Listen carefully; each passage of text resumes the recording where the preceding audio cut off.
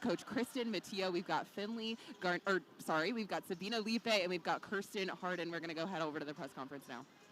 Exhausting game. As we all know, Idaho State has been the last couple of years kind of the gold standard of the conference. So anytime you have a chance to go against a team of that caliber and just their coaching staff and walk away with the win is huge. And I thought, at halftime, it's evened up, so 0-0. So then it just became a 20-minute battle. And then it became a 10-minute battle into that fourth quarter. So we figured out literally just take it one possession at a time and figure out how to get the win, and they did. Perfect. Thank you, Coach. And now we'd like to open it up to the rest of our media to ask questions. Kirsten, Nate Coulter, Nuanez from Skyline Sports. You guys got a little separation in the third quarter, but then able to close it out in the fourth quarter. How were you guys able to do it? We played together. We, like Coach Matio always says, we locked arms, and we really made an intentional effort every single possession to get that 30-second stop and just capitalize off of it. They're a really, really good team, so it took a lot of effort and joint communication to get their job done. Hey, Coach, your team didn't ever seem to be scared of the fact you're playing the defending conference champions. So how did you able to instill that confidence in them coming into this game? Well, I don't think the game plan is ever to play scared no matter who you're playing. But it's March right now, and as some people could say we're the underdog. I guess we are if you want to take that approach. I don't feel that way about these girls. I don't think they feel the same way either. I feel like they know there's an opportunity just like the next team, and we've just done a great job of seizing and the moment that we have right now. Greg Woods with the Idaho State Journal. Kirsten, I actually didn't really have anybody that could match up with you physically. How much of your offense, or your team's offense, was kind of centered around just trying to get the ball inside to you and trying to get the basket that way? I don't want to say it was centered around me. I would say that my team made a conscious effort to give me the ball. We like to get the ball into the hot hand no matter who's the one that's scoring. So I just really appreciate them for that. They were getting me the ball, having great passes, and we really capitalized off that. And then, Coach, with regard to zone, what made that so effective against them today? I just give credit to our players. I thought, we missed some. They had some open looks that they didn't knock down, but it became a rebounding battle. And, Sabine got 10, and how many did you get, Kirsten? 9. It became, it just became a rebounding battle. And they have plenty of players that can score the ball. That wasn't the thing. It was once the shot went up, what were we doing to kind of finish that possession? And that was probably bigger than whatever defense that we happened to be in, at the time, is getting those rebounds. Coach, if you had to use one word to describe the team's character today, what would it be? I would just say resilient right now. We've been in a lot of these moments, unfortunately. I wish I could say we've had a lot of 20-point wins this season, but we haven't had that. We've been actually in these dogfights all season long, so it really feels the same outside of we're just on a little bit different stage in a different arena right now. This next question's for the two players. You both had a great day inside.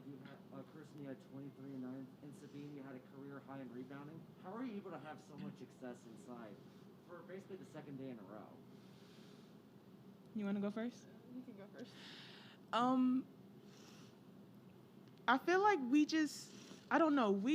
really made conscious efforts. Obviously, we had a lot of mismatches in the game, especially with their starting five getting in foul trouble. So we just attacked that. And that was really our main thing, was to just keep punching and punching until, they eventually gave up. Yeah, and I would also say that, it was a rebounding battle. Like Coach said, who's going to win the board, that's going to win the game. So we just tried to concentrate on that and just go give us their all. Coach, the way you guys played down the stretch in the regular season, too, those 2 wins over the Montana schools, how much did that help you just mentally coming into this tournament? Oh, momentum is huge this time of the year, and you can't sustain it, but you do everything that you can to, and I think this team has. So we went, actually it was the Idaho State win. We had a good win at home. Then we went on the road and did not get the results we wanted. So this feels, as we said, it's like we had a do-over. So we had those 2 other games at home, and now we're taking the show on the road, so to speak, which happens to be at a neutral site. And the biggest thing is just you have to come together this late in the season. There's nothing special. I wish I could say we're running a special offense or defense or, they know something more, but it's just staying together and connected as a team, trusting each other. And again, we've been in a lot of these late moments, so that hopefully will help us as we keep playing. Hey, Coach, late in the fourth, Goalish hit a 3 to cut it to 3. And then you guys go on a run after that to kind of retake control. Just wondering, did something change in that point in the game, or how were you guys able to kind of retake control of the game at that point? I don't even know because I didn't even know that they cut it to 3. But it felt at one point, Coach Perkins said, "Coach, it's 19 points," and I was like, "Well, it still feels like it's a 1-point game." So it just became you just take it one possession, and I know that sounds cliche, but they're gonna go on a run. Idaho State is a very, very good team, and they have, a whole bunch of weapons with their speed and their ability to shoot on the perimeter, and then just getting points in the paint. So we just tried to do everything we could to absorb those punches, absorb those runs, and figure out how to maintain control of the game the best that we could. And then we did. We went on a little run ourselves, and then somehow we're able just to really hold tight to that and get it down to the finish line. Because it felt like there was, I don't know when they got it to 3. Do you know when that? In the fourth. Early in the fourth. So it felt like even the final 4 minutes, that was a long fourth quarter. The final 4 minutes, we couldn't even get it under the minute mark. So it just credit to both teams because it's just this. It just felt like this in that fourth quarter. And then I know you felt like the rebounding battle was more important than the defense you guys were playing, but you guys did play zone against them the first 2 times you played them, right? Mm-hmm. Okay. So Yeah. did you feel like the zone was more effective today, or why do you think, because they scored a little more in those first 2 matchups? Just wondering, what was different about today's game? I don't know. I think they had some open looks, to be honest, and they shot 32%. We shot the ball really well at 51. If you shoot in the 50s, you're probably going to win. Even for us this year, we played a lot of games in the 30s.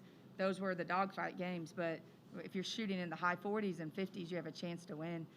So I don't know how great our defense was, or we forced a couple misses and then going back to the rebound because their shooting percentage is not where it typically is either. Third game in 3 days tomorrow. So what's it look like for you guys between now and then?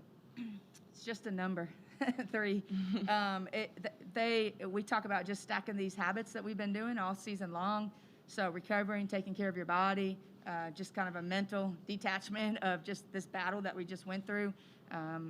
Our athletic trainer says hydrate or dihydrate. That's her lingo to our players. So it's really just a rest. We got this game that's, we'll play the winner of the game that's about to play here soon. And you keep doing, like I said, you stack the habits. The same thing you've been doing every single day. You just keep showing up and doing those things and hope that you get the result that you want. A couple of big picture questions. First of all, after the rough start to the season and all the postponements, on top of losing to Idaho State in the tournament last year, what does this mean for the program? Well, I think I wasn't here last year. These girls weren't here last year either. So I think just moving forward, it's just, finding players that believe in what we're doing, that want to do something special with their career, more than just say, hey, I played D1 basketball, but that they want to leave a mark, leave a legacy. I think that's what we're looking for. I think that's, these 2 right next to me have grown a lot. They've matured a lot, and have really just bought into, figuring out ways to get better individually and then obviously coming together collectively as a team. Absolutely. And this question is for Sabine and Kurstyn. What has Coach Matio done to make this run possible? Well, she has significant leadership. It's constantly, even if you have a good game, it's still not good enough. There's still more, you can give as a player and as a teammate day in and day out. And I feel like she motivates us very well in that area. And she especially tries to keep us together.